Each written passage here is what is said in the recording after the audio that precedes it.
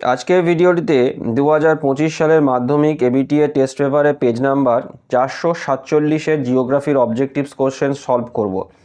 সমস্ত উত্তরের পিডিএফ আমার টেলিগ্রাম ও হোয়াটসঅ্যাপ চ্যানেলে তোমরা পেয়ে যাবে। সবার প্রথমে সঠিক উত্তর নির্বাচন করব। প্রথম প্রশ্নে বলছে যে ভূমিভাগের উচ্চতা বৃদ্ধিকে বলে, তো এর উত্তর হচ্ছে আরোহণ। তারপরের প্রশ্ন অনেকগুলি কড়ি একসাথে মিলিত হলে তাকে বলে, তো এর উত্তর হচ্ছে পিরামিড চূড়া। তারপরের প্রশ্ন হচ্ছে মৌক্তিক মেঘ দেখা যায়, তো এর উত্তর হচ্ছে স্ট্র্যাটোস্ফিয়ারে। তারপর বৃষ্টির ছায় অঞ্চল দেখা যায় পর্বতের অনুবাদ ঢালে। তারপরের প্রশ্ন দিনে কোন নির্দিষ্ট স্থানে জোয়ার হয়, কবার না দুবার করে হয়। তারপরে শৈবাল সাগর দেখা যায় আটলান্টিক মহাসাগরে। তারপরে আর্সেনিক একটি বিষাক্ত বর্জ্য। তারপরে দুন কথার অর্থ হচ্ছে উপত্যকা। তারপর ভারতের নবীনতম রাজ্য হচ্ছে তেলেঙ্গানা। তারপরে প্রশ্ন দেখো দক্ষিণ ভারতের সর্বোচ্চ শৃঙ্গ, এটা উত্তর হচ্ছে আনাইমুদি। তারপরে ভারতের কেন্দ্রীয় গম গবেষণাগারটি অবস্থিত, তো এর উত্তর হচ্ছে পুসাতে। তারপর শিল্প দানব বলা হয় পেট্রোরসায়ন শিল্পকে। তারপরেতে ভারতের বৃহত্তম খনিজ তেল শোধনাগার জামনগর। তারপর ইসরোর সদর দপ্তর বেঙ্গালুরু।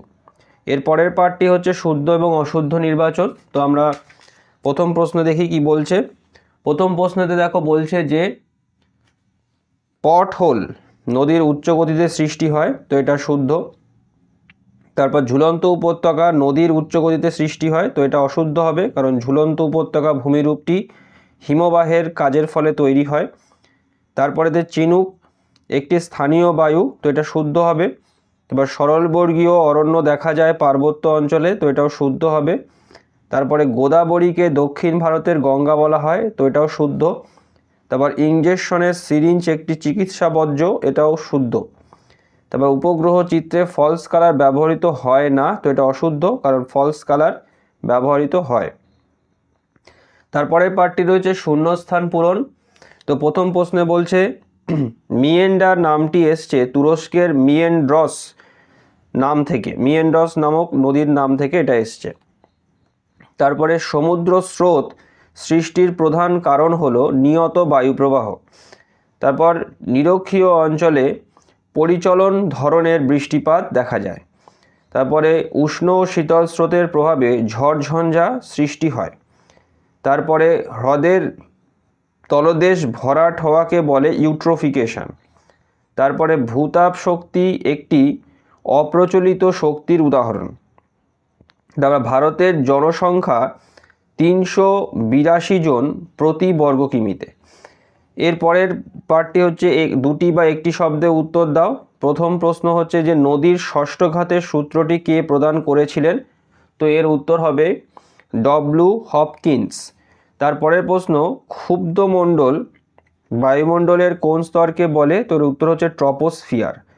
তারপরে একটি শীতল স্রোতের নাম লেখো, তো এর উত্তর হচ্ছে ল্যাব্রাডর স্রোত।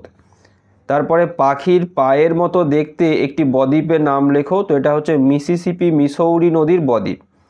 তারপরে এল নিনো কোন অঞ্চলে দেখা যায়, তো এটা হচ্ছে পেরুর উপকূল, মানে প্রশান্ত মহাসাগরে পেরুর উপকূলেতে এল নিনো দেখতে পাওয়া যায়।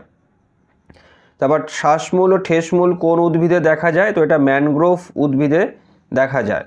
তারপর তরল সোনা কাকে বলে, তো এটা হচ্ছে পেট্রোলিয়ামকে তরল সোনা বলে।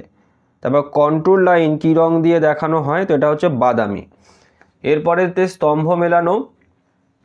প্রথম প্রশ্ন তে বলছে কালো হিরের সঙ্গে হবে হচ্ছে কয়লা। তারপর দুনের সঙ্গে হবে উপত্যকা। তারপর হেমাটাইটের সঙ্গে হবে লোহা এবং সিলিকন ভ্যালির সঙ্গে হবে বেঙ্গালুরু। তো আজকের ভিডিওটি আমি এখানেতেই শেষ করলাম। সমস্ত উত্তরের পিডিএফ আমার টেলিগ্রাম ও হোয়াটসঅ্যাপ চ্যানেলে তোমরা পেয়ে যাবে। সবাই ভালো থেকো। Thank you.